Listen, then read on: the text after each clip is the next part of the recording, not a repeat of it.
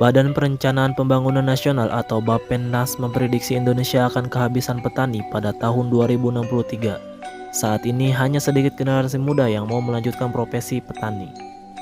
Pada tahun 1976, 65,8% warga Indonesia bekerja di sektor pertanian. Proporsi tersebut menurun drastis hanya 28% pada 2019.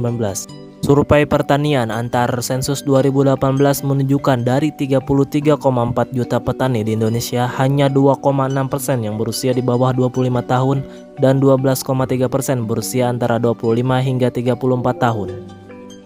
Selebihnya adalah petani berusia 35 tahun ke atas. Minimnya anak muda yang mau meneruskan usaha pertanian juga terjadi di desa-desa lumbung padi di Jawa Barat. Salah satunya di Desa Sidajaya, Kecamatan Cipunagara, Kabupaten Subang.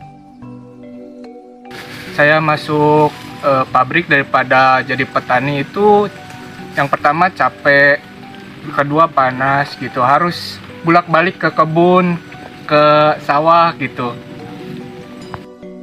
Banyak anak muda yang saat ini lebih memilih bekerja di pabrik dibandingkan menjadi seorang petani. Untuk anak muda zaman sekarang, mereka tidak banyak untuk memilih di pertanian ini, ya karena mereka lebih ke gengsi untuk menjadi seorang petani. Mereka mudah mengeluh di pertanian ini karena mungkin kepanasan atau lebih capek.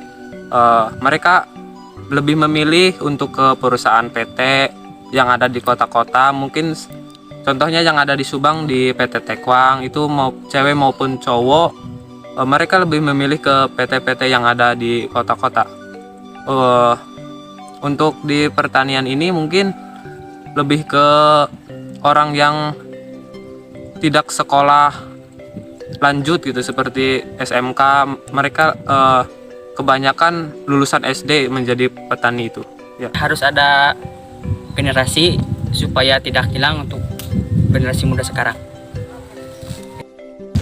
Petani di sini sudah tua-tua, adapun yang muda tapi sedikit. Mereka lebih memilih ke pabrik atau perusahaan. Di sana uangnya lebih banyak, sedangkan di sini uangnya tidak menentu. Alasan ekonomi menjadi salah satu penyebab sedikitnya anak muda yang berminat melanjutkan usaha pertanian. Pada 2020, rata-rata upah pekerja di bidang pertanian paling kecil dibandingkan sektor lainnya, yakni hanya 1,9 juta rupiah per bulan. Angka ini jauh di bawah sektor pertambangan yang rata-rata memberikan 4,4 juta rupiah dan perbankan 4,1 juta rupiah per bulan. Apa yang menanam yang miskin? Nah, ini menarik. Mengapa yang menanam yang susah? Menurut logika, harusnya mereka yang menanam, mereka yang memproduksi bahan baku tersebut, harusnya mereka menikmati hasil ini. Tetapi kenyataannya hasil ini hanya dirasakan oleh para middleman dan para tengkulak yang bermain di tengah dan yang di pasar. Zainal menambahkan, pemerintah saat ini banyak memberi bantuan saprotan atau sarana produksi pertanian, termasuk memperkenalkan teknologi terbarukan.